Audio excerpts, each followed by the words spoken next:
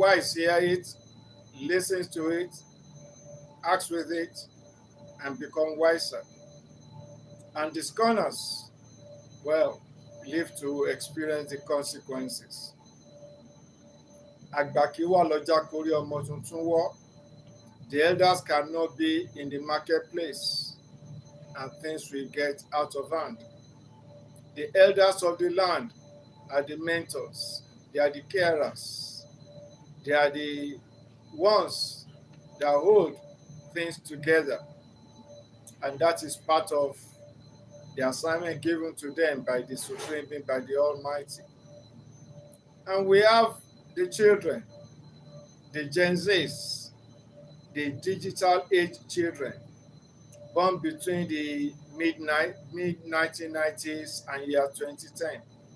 So their ages will be within the 16-year-old and 30-something-year-old now.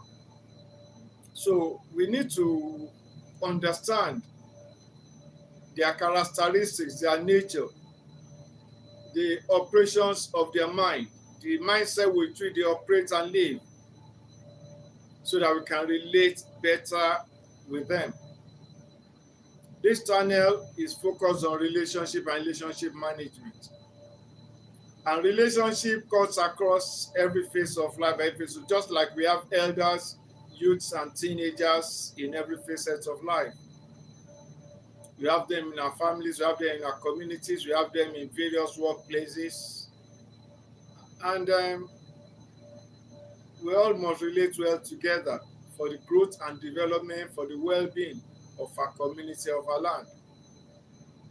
So the past couple of days we've been harping on this so that our tomorrow can be better and we can make sure that there's a good legacy left behind after our own deed is done.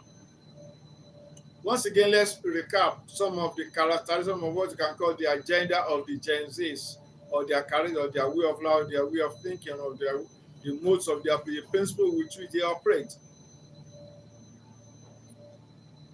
Knowing their age range, they were born in what you can call the computer age, the digital age, the age in which, the age has now evolved into what's called the AI.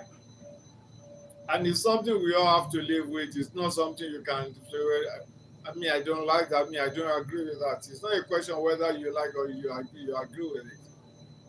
It's the very essence of the very life we live now. We see it everywhere, in workplaces, in business places, everywhere. It's been digitalized. So you just have to understand it and work with it. The same thing with these children we're talking about. So one of the core things they like is social justice and equity. I repeat, social justice and equity. So when you hear them talking about NSAS, you hear them talking about these injustices shall not stand.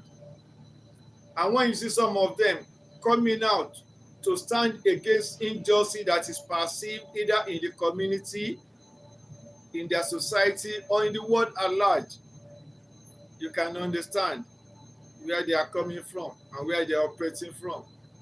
Social justice stems with fundamental human rights, that every life is special, every life is important.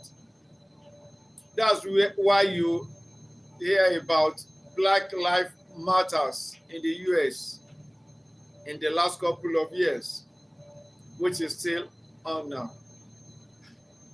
So please, let us understand this. And they are also concerned about the climate change. They understand that because of so many things, industrialization and so on, the climate change is operating, is in effect. Therefore, what can be done? And every problem has a solution. You just have to see what can we do to mitigate the challenges that present themselves.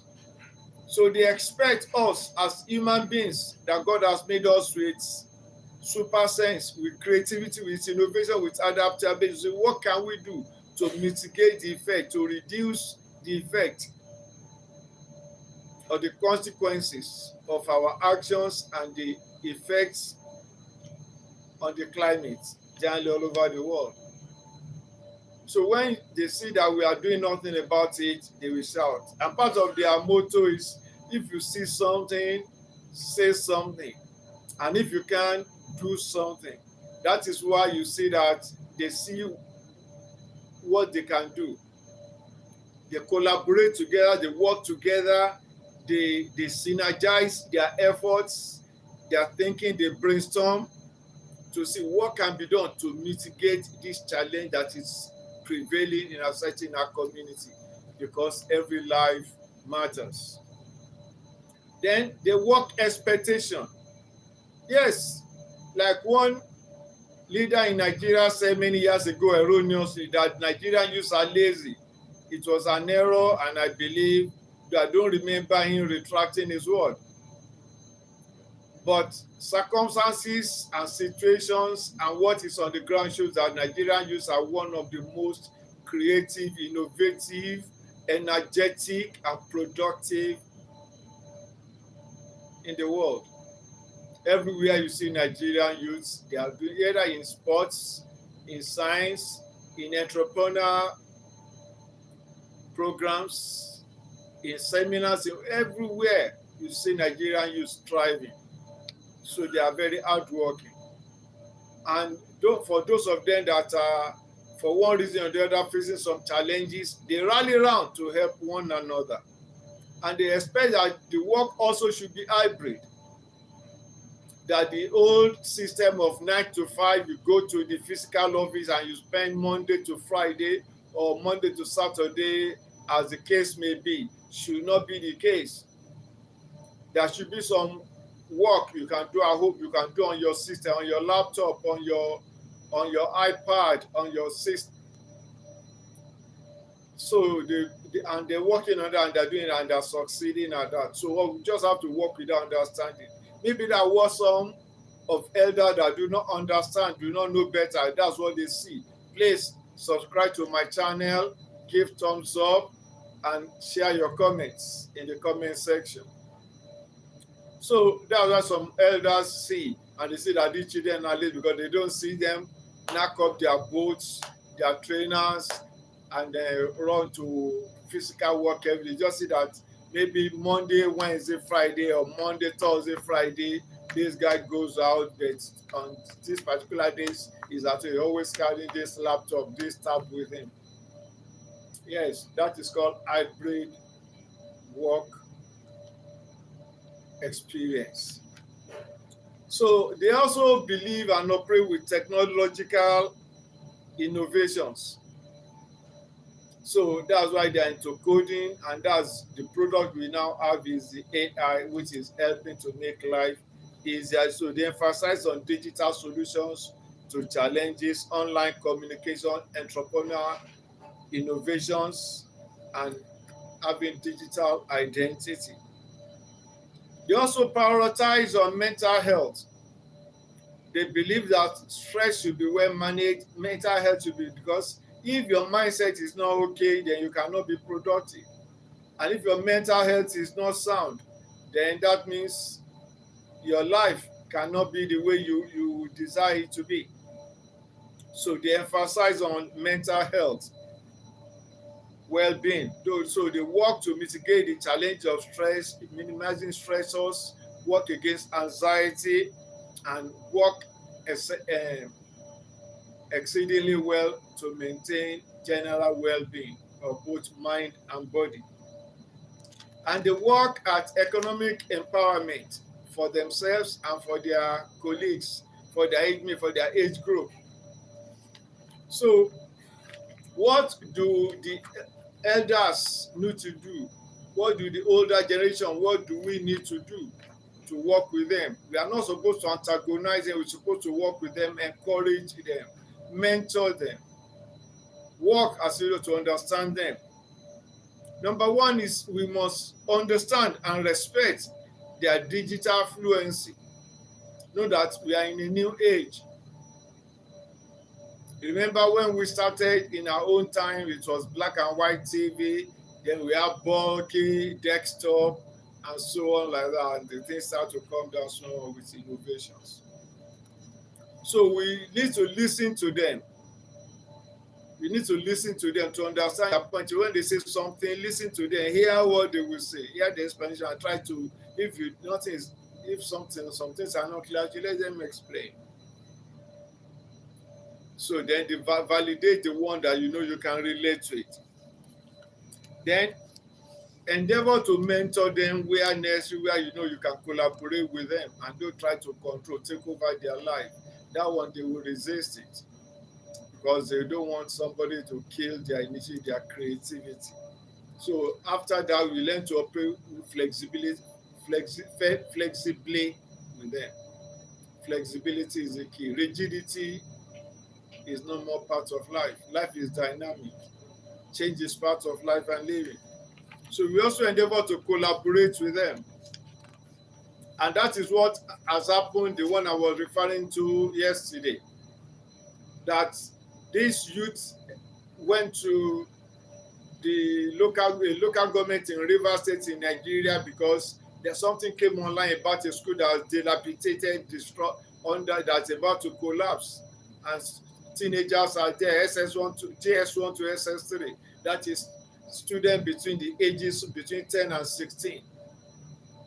So that is very hazardous and very dangerous to their well-being. How could they even learn in that environment that is not that is almost toxic, that when rain is falling, to be literally pouring on their because the roof is already jagged, no ceiling, no chair to some of them sit on the bare concrete floor, not a bare concrete floor. So, and even the floor needs screening because there was some holes, sand on the ground. So he went there to the community. There were some bureaucratic challenges at the beginning. So the king of the land sent for him to come. He met with the king of the land, and the king just did everything I've mentioned earlier. Listened to them. He advised them, say, when you get to a place, these are the things to do. Where is your blueprint of the things you want to do? Let's see what will the structure look like? What are the modalities? Bring all those. He said, excuse me, sir, those things are in the soft copy. He said, well, as soon as we leave this meeting, we go and get the hard copy and bring the hard copy. You can see the digital. And the elder, the Oba, the king of the land, understood that. He didn't say, what is soft copy? What my son, why can't you have He didn't query it, he just said it's okay. So he already sent the soft copy to the king and some of his chiefs. So the king understood. You can see that's scholar. We said the king said, I accept everything you have come to do. And we support you. And my elders, we also support you. We give you all the assistance you need. That is the spirit. So elders of the land, don't antagonize the youths of the land. Don't fight them. The ones you see that are not performing as expected, have meeting with them. Guide them, correct them in love, and you'll see the transformation that will take place in their life. Thank you once again for reflecting me on the Sinuga Reflection. Check my channel on YouTube, the Sinuga Reflection, where we talk about relationship matters, issues that touch the heart, and issues that prevent tales that touch the heart. Prevention is always better. Your heart, your well-being, the well-being of your heartbeat is germane to this channel. So thank you once again for reflecting with me on this Sinuga Reflection. Remember to share your comments, give thumbs up, and subscribe if you have not subscribed. Thank you so much, and God bless you.